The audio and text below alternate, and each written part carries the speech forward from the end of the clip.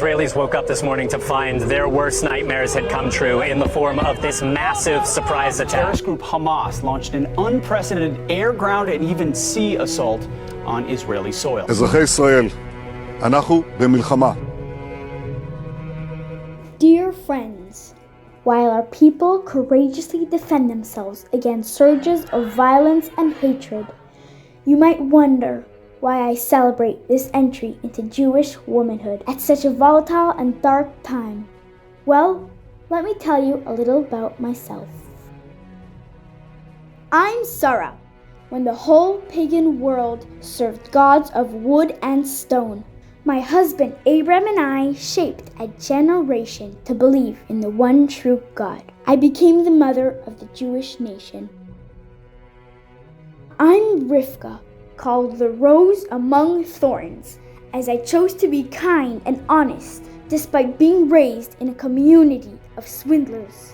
I pushed my son Jacob to boldly seize great eternal blessings that define Jewish history forever.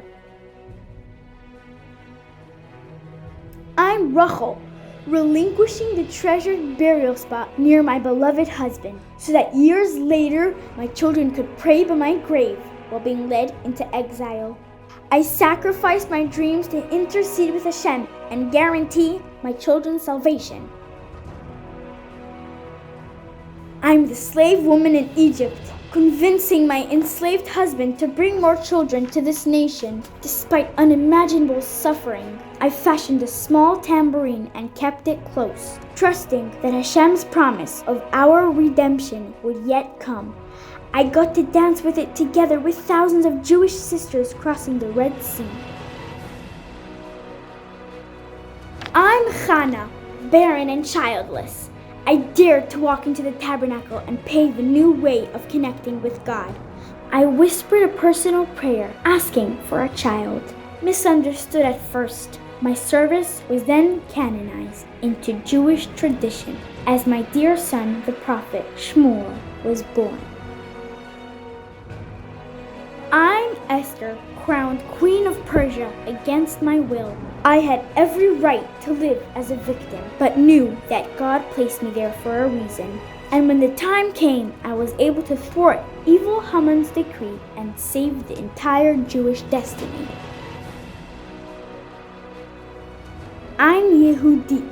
When Jewish women and girls were routinely being defiled during the Assyrian Greek oppression, I took matters into my own hands, entering alone into the general's tent and killing him. When the army saw their fearsome commander dead, they fled in terror, giving way to the Maccabean victory of Hanukkah.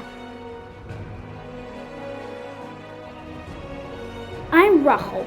I fell in love with an illiterate 40-year-old shepherd and encouraged him to begin his journey of Torah. I joyfully supported his 24 years in yeshiva, enabling him to become one of the greatest Jewish sages of all time, Rabbi Akiva. I'm a Jewish woman in Soviet Russia, surviving pogroms and political strife of the Tsarist regime. To immerse myself in the mikveh waters of the frigid winters, I would break the ice of the local river. No matter what the circumstance, I knew the purity, holiness, and integrity of the Jewish people was for me to sustain. I am my grandmother's, who, despite the horrors and undeniable traumas of the Holocaust, chose to marry, rebuild, and have many children. The answer was to keep going, building a better future.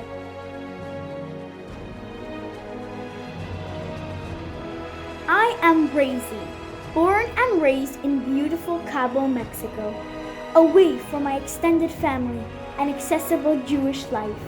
I am a Jewish princess and a warrior of light. I stand on the shoulders of giants. I am those women. In the merit of the Jewish woman, we will bring the redemption. This is the destiny of our generation. It's what we have been told by the Lubavitcher Rebbe. So yes, today I celebrate, I envision our bright future for the Jewish people and for all the nations of the world.